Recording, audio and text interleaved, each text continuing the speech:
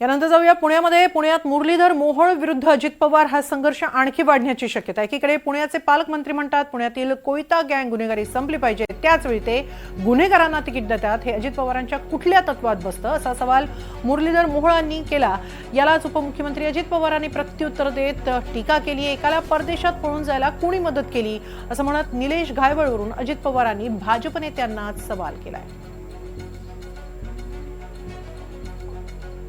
या शहरातले गुन्हेगारी संपली पाहिजे, कोयता गँग संपली पाहिजे आणि दुसऱ्या बाजूला पुण्याच्या पूर्वेपासून पश्चिमेपासून दक्षिणेपर्यंत त्यांची उमेदवाराची यादी पाहिल्यानंतर सरसकट आपल्याला दिसतं की हे कुठल्या तत्वात बसतं हे मला माहीत नाही. नक्कीच मला असं वाटतं की शेवटी राजकारण्यांनी, सत्ताधाऱ्यांनी या शहराच्या कायदा सुव्यवस्था सांभाळण्याची जबाबदारी स्वतः पहिली आमची आहे.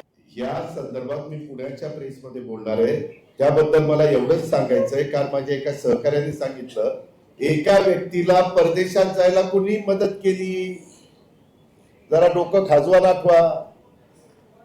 पुण्यामध्ये एक व्यक्ती परदेशामध्ये पळून गेला की नाही, त्याला पासपोर्ट कोणी दिला, कसा गेला, काय गेला, याचं जरा नीटपणे चौकशी करा.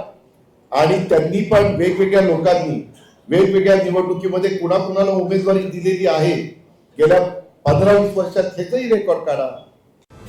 अगर मैं एनसीपी की बात करूं तो एनसीपी पर भी करीब 70,000 करोड़ रुपए के घोटालों का आरोप है.